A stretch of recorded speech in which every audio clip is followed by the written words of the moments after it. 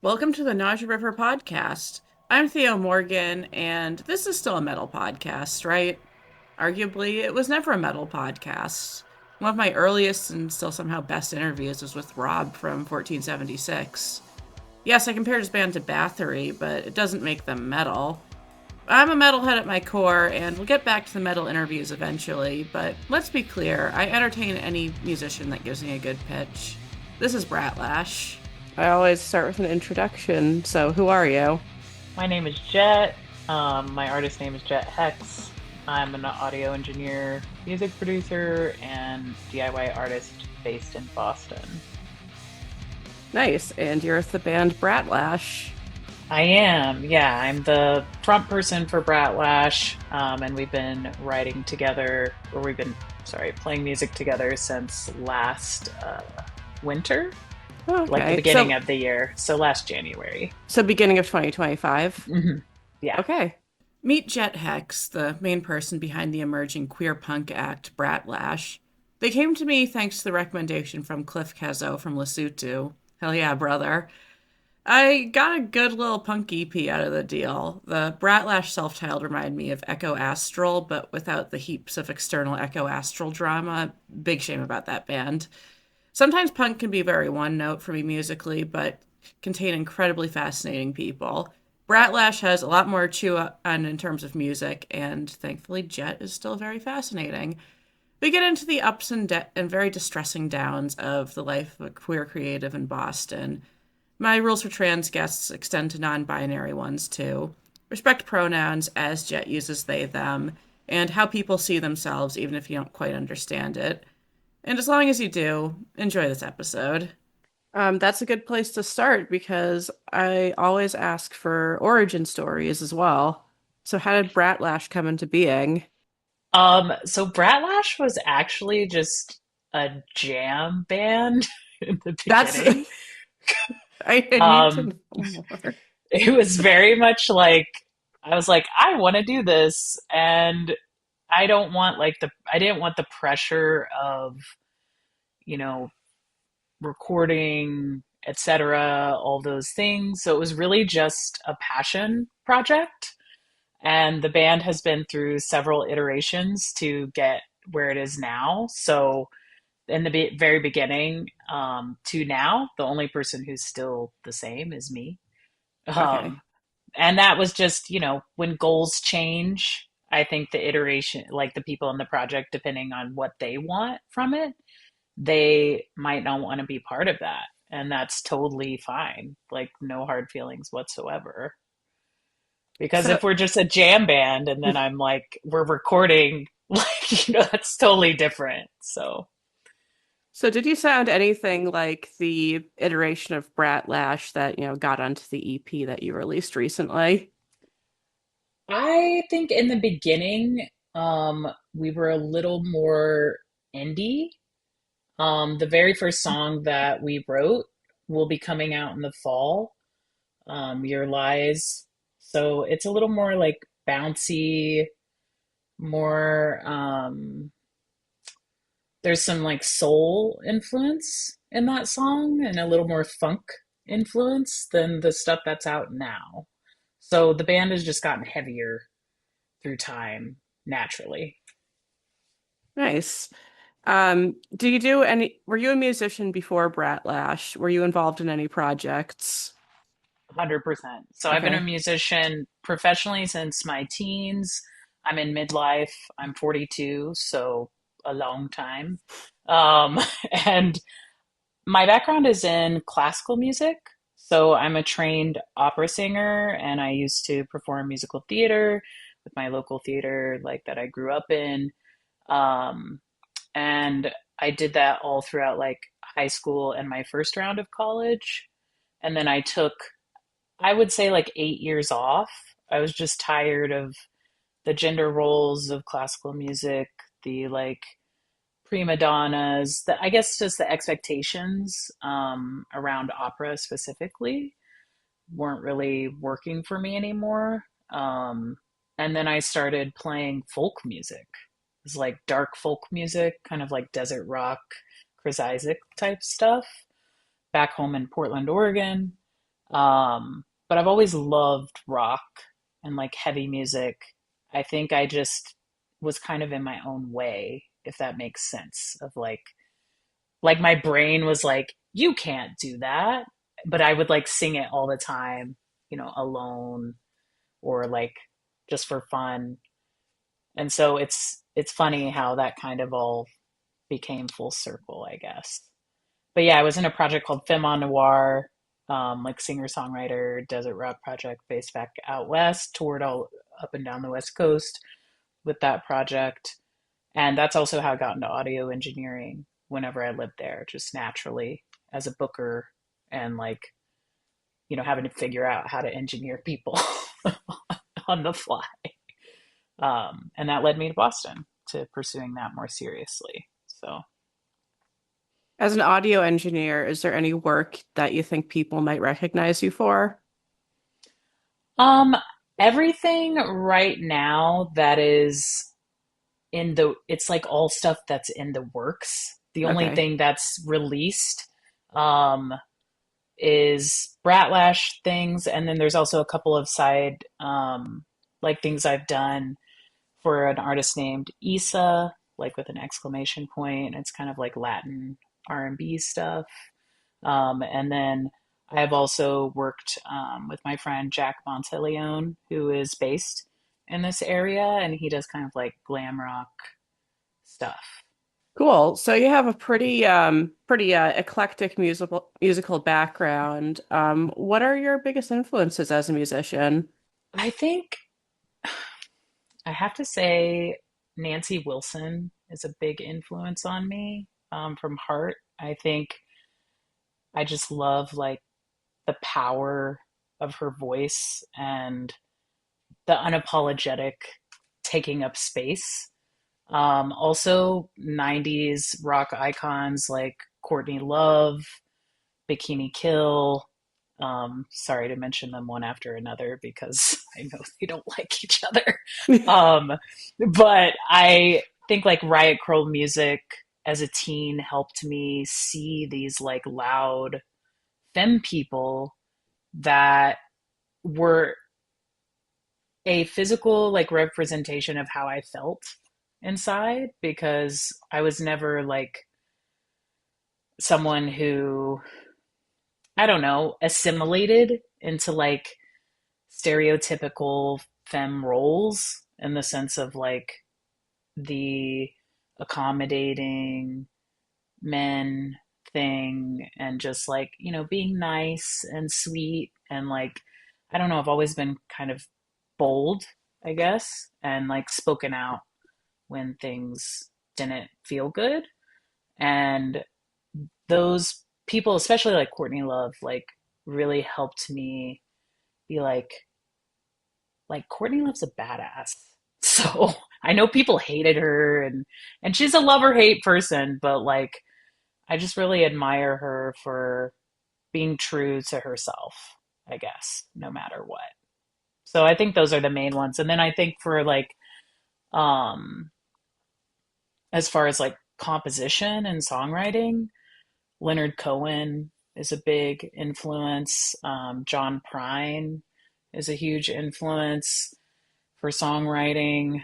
And I would also say Trent Reznor, like just his ability to paint a story with audio and lyric.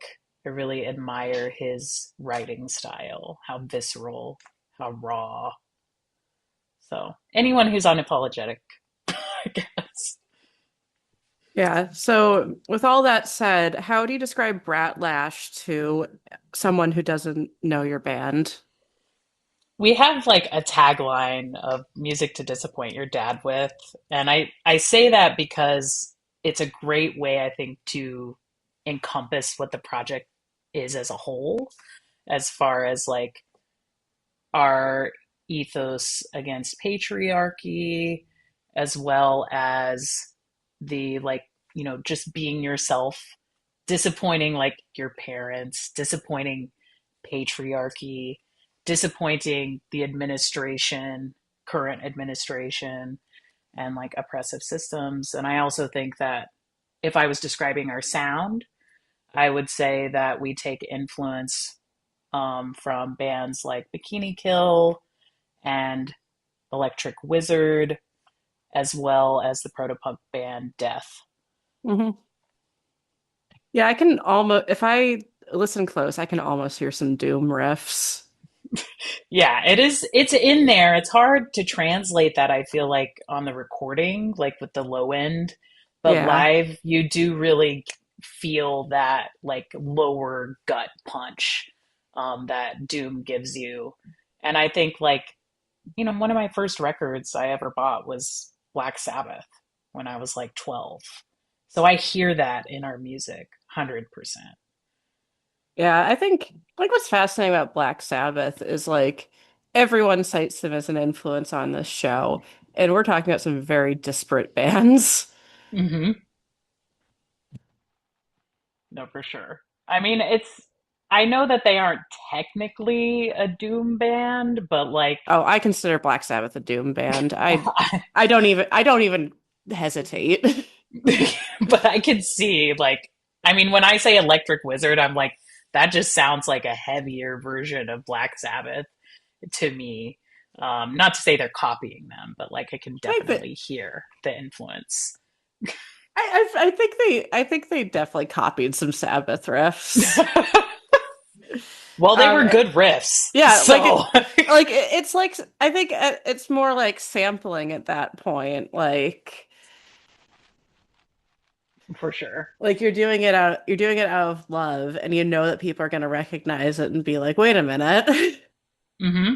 Yeah, absolutely. I mean, it's also just the, harmony that they choose, the way to that they compose, like mixing blues Hmm. with their approach is just it's really powerful. And I also appreciate that they take influence from blues in the sense of like the juxtaposition in the music of like, a happy sound or like a sad sounding song with more positive lyrics, things like that. So you recently released an EP for Bratlash, self-titled.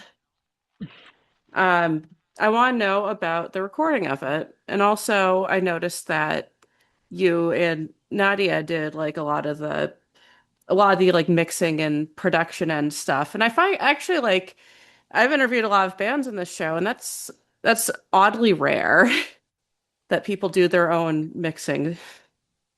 Yeah, so Nadia and I met like about a year and a half before we started recording, and she she and I are both chaotic in a way that complements each other. Like I think our chaos together like evens out, becomes a calm. But essentially the very first song that we recorded together on the record was Rip. And we did that and another song that's coming out in the fall or winter in the same session. So Nadia was the head engineer on that session. I was co-producing with Nadia. I think it took me a little time to like, I guess, let go of the reins a little bit and let Nadia take on more of the producer role. I just need some time to earn trust. Like she didn't do anything to make it like that, but yeah, we tracked basics for both of those songs in oops, excuse me, in 4 hours, and then we did overdubs. We did so many overdubs for Rip. Like I think we did 8 to 10 hours of overdubs on top of that. Um, and I did a lot of the editing, like with the arrangement and just cleaning things up, and then sent it to her for mixing.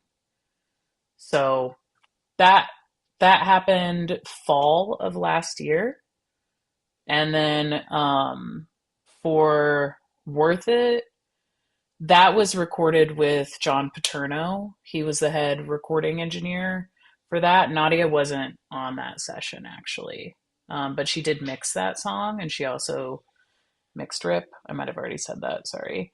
And then for Does That Offend You? That was recorded with Alex Allenson Hmm. as the head recording engineer. We did basics with Alex at the Bridge in Cambridge, and he very sweetly accommodated us last minute because we had actually recorded it before that, but the recording was not.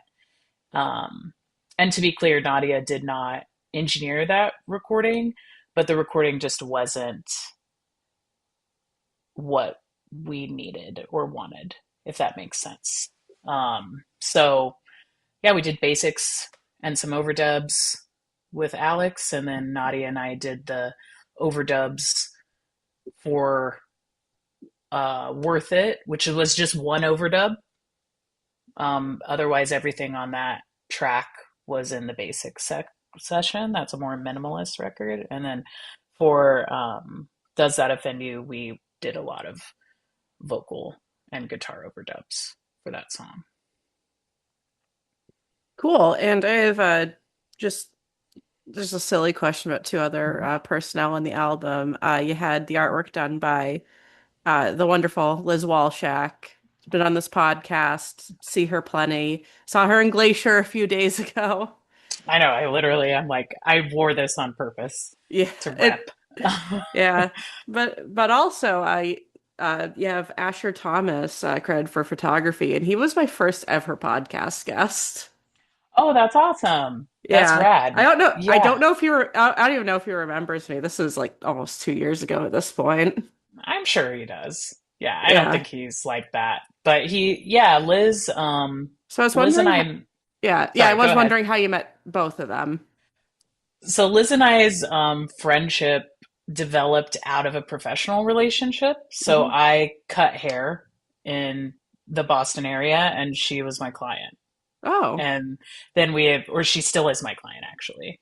But we just naturally became friends slowly over the last 4 years.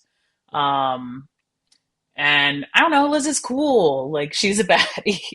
She was always one of my favorite clients, like coming in, and I think she and I have a lot of similar music influences and come from like a certain generation, right? Hmm. Of millennials. So um yeah, that's how that happened. And now I would say that Liz is my closest friend here. She's my best friend. Oh. And yeah, and she's a wonderful human being. And I feel grateful that she was able to do the artwork for us. I think that, she did the artwork for Worth It, and she also did the artwork um, for the EP. And I think because of her background too with Riot Girl music, like she really gets what we were going for visually. And she's also just an incredibly talented artist and Hmm. has a beautiful heart. So for me, I would like to employ my friends as much as I can, like, just support them. Um, and actually, her partner Mike did our screen printing for our shirts. Oh shoot. Yeah, Yeah, he's never been on the podcast though. Like yeah. we know each other. We'll wave hi if we see each other, but Mhm. Yeah, so that's, I don't know. I tend to be like word of mouth. I would like to stay in that if possible. And then Asher, um, I reached out to Asher because of his work with Poltergeist Media, and hmm. I just really like the visceral, raw approach to videos. So like he did promo shots for us, which partially were for the artwork, and he also did the music video that's coming out for us in the fall for Your Lies. Yeah, I like his eye for photography. I was wondering if your answer is gonna be like, oh, I've seen Nailed Shut a dozen times. I haven't, but I know like our drummer that's playing with us right now, Julian, worked with him previously too and had Okay. really good things to say about him. And Julian speaks very highly of Nailed Shut. So All right. This is just an aside from the music. As a hairdresser, like, do you regularly gain friendship or camaraderie with your clients? No. No. Okay, because like No. I thought it was more of a regular thing because like my family's hairdresser is just like a friend of my like she slowly just became my parents' friend. Like I think Mm, at like age 18 or something, they needed someone to cut their baby's hair. My baby was me, but and it just and like to this day they still go to our house. Like they know her own kids that's and all awesome. that. I mean, it's a very intimate profession. You know, it involves physical touch. Not many professions do.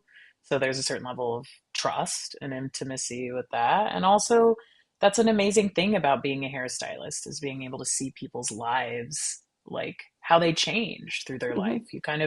You become attached to people and care about them, even if they don't like become your friend outside of the chair. Like Yeah, I could sit besides here and Liz. say, Liz, I mean, there's a couple others, but like not very many.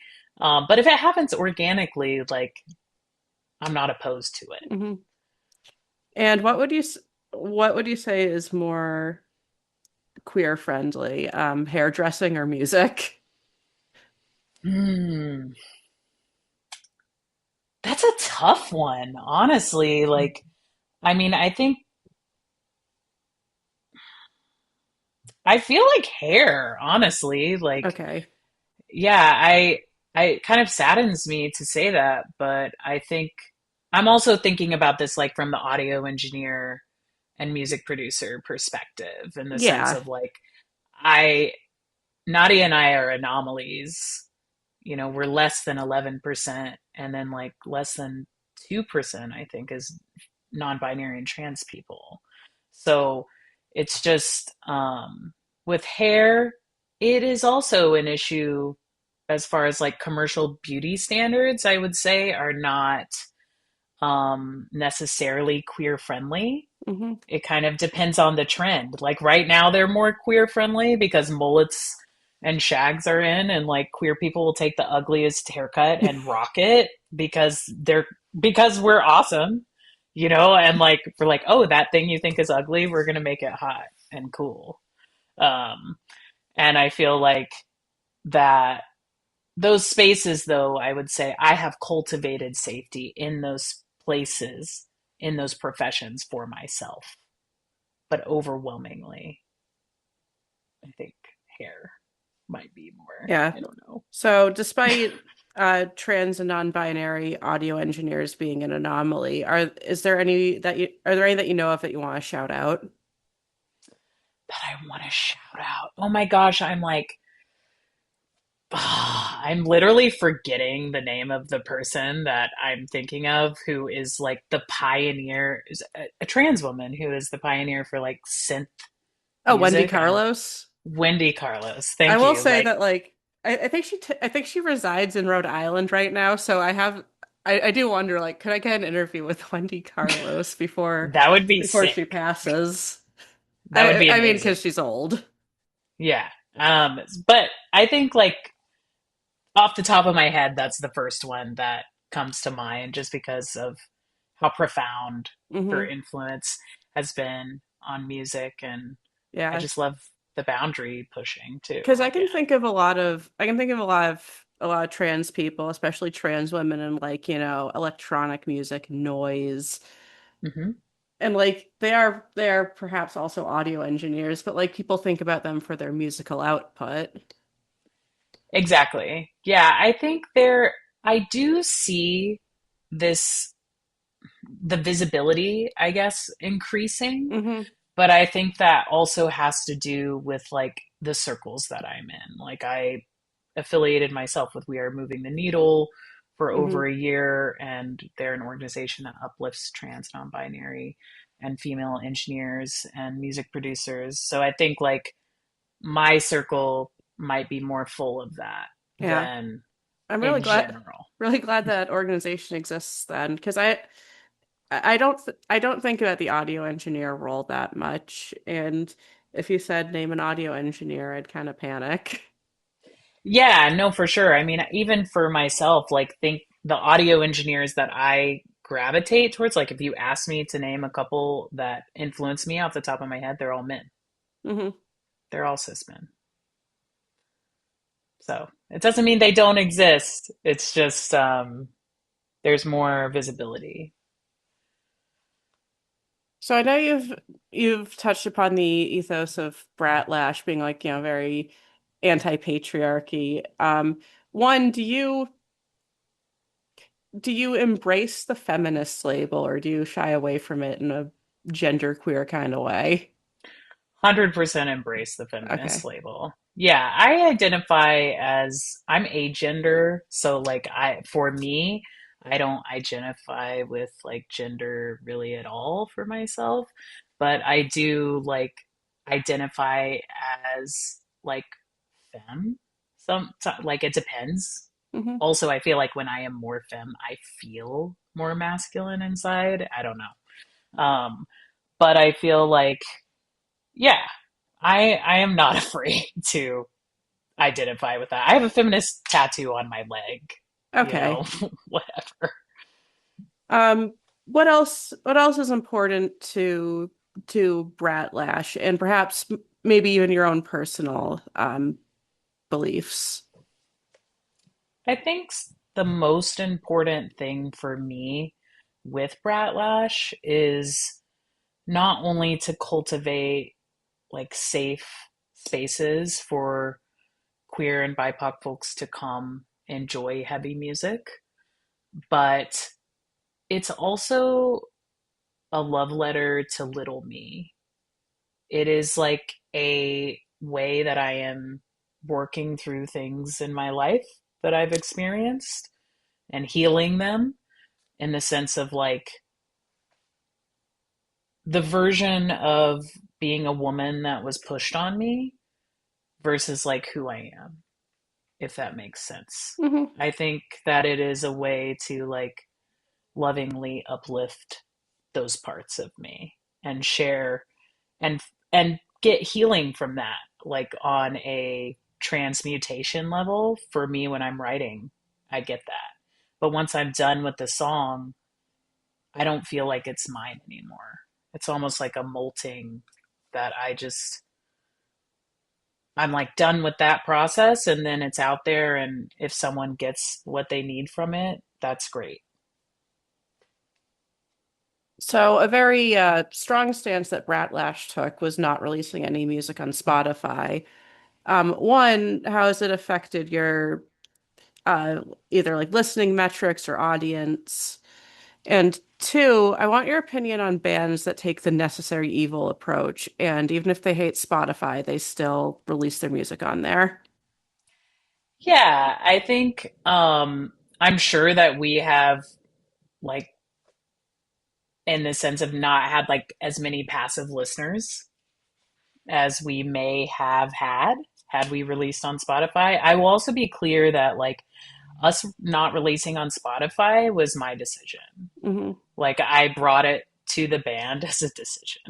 And I was like, "Hey, this is why I don't want to do this.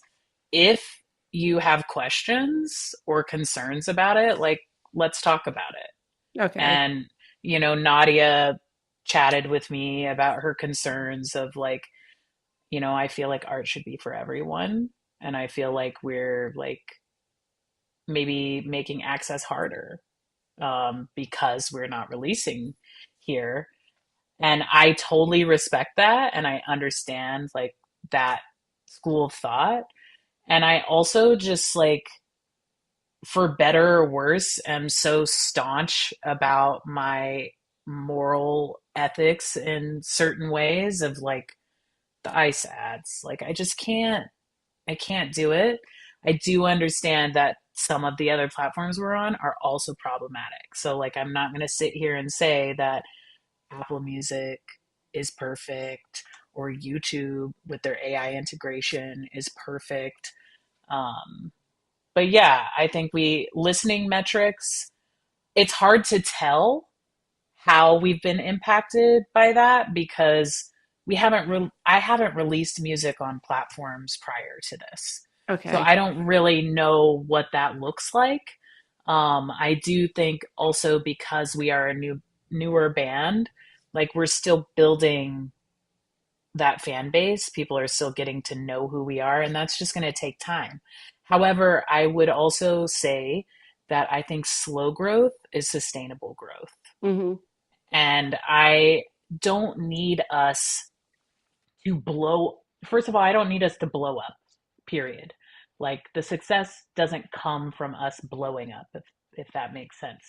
Like what I hope for is to cultivate safe spaces for people, and it's more of a community um, minded project. Hmm. For bands that take the necessary evil approach, I mean, I'm not in that band. So, like, I don't really think it's my, I don't really feel like I have a right to like comment on that because I'm not in that project, if that makes sense. I also feel like I see it from the access standpoint. I mean, I've had these conversations with my friends that are in bands who are have released across all platforms. And I see why they have done that as far as the accessibility piece. Um, but we'll see how it goes. I mean, I don't think that listeners of indie music are finding their music that they're listening to on Spotify playlists. I really don't. I think they're finding it through shows, they're finding it through word of mouth, they're finding it through platforms like Bandcamp. Um, and some people also don't know that streaming services other than Spotify even exist. So ask me again in a year. Okay. That actually would be like an interesting follow-up episode. Mhm. Yeah, Um, but until then, you say that like you want to cultivate like a good community and a safe space for the marginalized. How's that gone so far? it's gone great so far. We had our EP release at O'Brien's. Hmm. The room was packed, vibes were great. I felt like, the people that were dancing were respectful of the space around them. They weren't going around and pushing people who didn't want to be in the pit, and there, to my knowledge, were no like drunk jerks. Yeah. There wasn't the drunk jerk in the pit trope at our show that I am aware of. Um, and there was a lot of femme people in the room. There were people that came up to me after the show. The people who came up to me after the show to talk to me were femme people. So I thought that was really cool of like um just that they felt comfortable enough to come talk to me afterwards. Um and we had a show, what is today? Friday. We had a show on Tuesday at the Cantab that was a heavy series, but with all queer bands. Hmm. And it was a room full of queers and allies. And like, it felt like a very safe space to me. It felt like at the end, called the queers up to the front. I definitely barked at the men in the room purposefully at one point. I mean, whatever. I don't need to be on the stage to do that. I sometimes do that on the sidewalk in Boston, so whatever. Have you Um, ever done that on stage though? uh, that was my first time Okay. on Tuesday. I was like, "There's a lot of men in this room, and it just makes me want to bark." And then I like barked into the mic. Um, but yeah, I mean, I think there were some queer folks that came up to me afterwards and like just shared some of their story with me. And like for me, that's what it's about, is like that human connection, more so than, you know, blowing up, Hmm. whatever. Just have my notes in my phone today. There was a post. some months ago on your band's Instagram page. I think it was you wearing an N95 mask, asking for help with housing. Oh How is yeah. that? First off, how is that situation? I am in a safe home now. Thank you for Okay. asking. Yeah, that was crazy. Yeah, Um, I'm not doing this to like make you dredge up some really bad memories. no, I was either gonna say, what can we do to help you, or how dire is the housing situation for people you care about in Boston? no, thanks for asking. I think as of right now, I can't think of anyone off the top of my head who is homeless or facing homelessness. Hmm. Um, but I do think this is a topic that we should talk about living in Boston, and especially because this topic affects queer and marginalized people more. Um, but yeah, long story short, I lived at that apartment for 5 years, and the property, in my opinion, was neglected.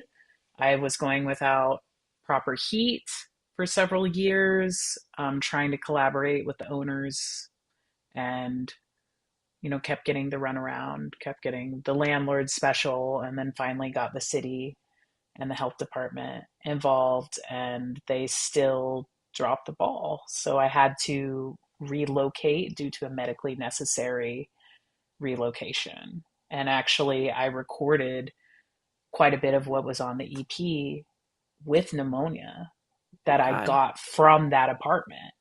Um, and it took me several months. I've been in this apartment since March. I would say since like May, my breathing is better. I also have asthma and I'm Hmm. immunocompromised. So I have certain like medical recommendations that need to be followed that weren't. And yeah, I mean, it was like having to use an inhaler 11 times in 90 minutes during band practice. That's not normal for me. Um, but things are better now. And the reason I shared that on my page was because of like the ethos that I have in the sense of like access equity. Hmm. And I think it's important to talk about these things, especially in a city like Boston, where there is a housing crisis. Like, people can't afford the property they're living in. And even with the stuff that is on the ballot coming up as far as like rent control, like that just caps how much they can raise it. There's no accountability for safety of the home you're living in. That's what I found out in that process was Yeah, like, and that's even really if I, scary. it is scary, And like especially like, I've definitely heard stories of people in Boston who've like just had roaches and black mold, and the solution was to move out. yeah, exactly. It's like, I mean, essentially what happened from that was the state was like, oh, we can't help you because you've moved out. And I was like, so you would help me if I was compromising my health by staying there? And then you have to go through this whole protocol. That's like, how long is that going to take? Hmm. Um, but yeah, I think it is something that we need to be talking about more, especially because a lot of the people who are running for office here are using housing as a big talking point in their campaigns. And then, in my experience, they aren't following up with it. That's my personal account. So I can only speak for Hmm. myself. So for like the Uh, medical, for like for like the medical assistance thing that you tried to pursue, would you say that I know that your experience with it wasn't good because they're just like, oh, you have to stay in this shithole so we can help you. Would you recommend anyone try and pursue that if they're in that kind of position? I mean, I think yes, because like the more, I mean, my hope with my story, and I do plan to pursue legal action. Hmm. Um, like I that's how the accountability is going to happen. Unfortunately, it's going to happen with a history of many different people pursuing these things. Now, should those people pursue it at the expense of their own emotional health? No. But I think you have to weigh like what what is more important. Are you able to move out? Like I was able to move out because I had a lot of help from my community. Like literally my move was funded from community efforts. Um, but that might not everyone has that privilege. And I don't know. I don't know what to tell another person. I will say that oh my gosh. I'm thinking there's an organization that's based in Jamaica Plain. I feel like I need to look up the name of it. But it's a housing rights organization that is behind the rent control ballot. And they really helped me with knowing my rights, even though I was outside of their jurisdiction because I was in Cambridge. And I just got a lot of support from that organization. And I would also encourage people to get support from the court system and the libraries because the people who work there are very helpful and they'll help you like pull up cases that you can research to help support your claim. That's very useful. I hope someone's life is saved with that, honestly. Me too. I met a lot of people who were affected by working with that organization in JP. And Vita Urbana is what it's called. Yeah. Yeah, I feel so bad about the rent control question. Like, because it got shot down and neutered, like so abruptly. Yeah, I think they when I was working with Vita Urbana, they were in the trials, right, of like Hmm. talking, doing a lot of like testimony and talking about how this affects people who want to stay in Massachusetts and how it's making it more difficult for people who want to stay here. And like when I moved here from the West Coast, I'm not gonna lie to you, before I got sick, I was like, I'm ready. Like, get me out of here. It's too cold. Um, but after all that happened to me, what I saw was the amazing community of people I have around me. I've never had this kind of strong community. And there's something about people here that is, they're built different. They will go out of their way to help you, they will inconvenience themselves to help you, they will lift you up. They might talk shit to you while they're doing it. Like, you dumbass, what did you do? But I think it's coming from like a place of community mindedness, and just like strong will and heart. And I admire it. Yeah. On a lighter note, what do you miss the most from the West Coast? Trees. Okay. Literally the first answer is access to nature. I mean, I Okay. moved here from Oregon, so like I was very spoiled Hmm. in that sense. And I really miss that. And I would also say I miss all the great vegan food. Yeah. Hmm. Like, I'm just a simple vegetarian, but I will say it is wonderful going out to like California or Oregon to see family Yeah, because there's always a few just absolutely top tier restaurants, even like kind of small towns. 100%. And it's nice if you have dietary restrictions. I feel like even if you're in a small town, you can find something that's great. Yeah, I know the food is like what like in general is what my mom misses from growing up in California. She just says like the produce was better. Um, the Chinese food is generally better. I would say the produce is like night and day. That was kind of It shocking is. for me moving here. It's like 4 months of the year produce is good here, and the rest of the time it's garbage. Yeah, I definitely eat a lot of fruit when I'm in California, especially if you can find a roadside fruit stand. Yes, I miss like the roadside mangonada, like the like chili mango drink.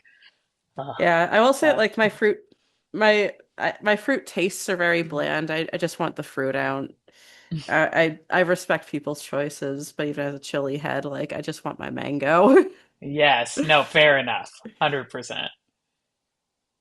Yeah. Um, I know that your tagline is that Bratlash is music that will disappoint your dad, but are there any like really unexpected fans you've met so far? Unexpected fans. Hmm. I maybe well, okay, there was a person that came up to me at our EP show that I hadn't met, then introduced himself as Brendan. And he was like, I'm a big fan and I'm happy to be here. And I don't know who he is. Like, but I wouldn't think that, like, and I'm assuming, I don't know Brendan's sexual orientation or like identity, but like offhand, Brendan, looks like a cool white guy of like, and I feel like our music is like music to annoy cishet white men. Hmm. So again, I don't know his background or his choices, but I was like, huh, interesting. I wasn't really expecting that. And then I would also say my friend Ted, who is an engineer. I know that he's a fan, and I mean Ted listens to a lot of different music, but like I that one was unexpected for me for Yeah. sure. Like legitimately in between like recording this and releasing the episode, I want to show my dad your EP because because he actually does fuck with like fuck with Sleater Kinney and Mannequin Pussy and stuff. He's a Okay. very interesting guy. He just I, recognizes good music when it's there. yeah, for sure. I mean, I would love to hear what your dad thinks. Like maybe we have some dad endorsements, Yeah, that would you actually be know? yeah. Like as time goes on, the landscape of dads changes. For sure. And Ted's a dad and he Yeah. likes our music. So that's funny though. Yeah, we'll see. I mean, I know when I sing, like, I'm intentionally trying to sound annoying. I'm intentionally like trying to be in that yeah, like that kind of nanny nanny nanny yeah. So yeah, it's supposed to be shrill Hmm. to like the ear. Yeah.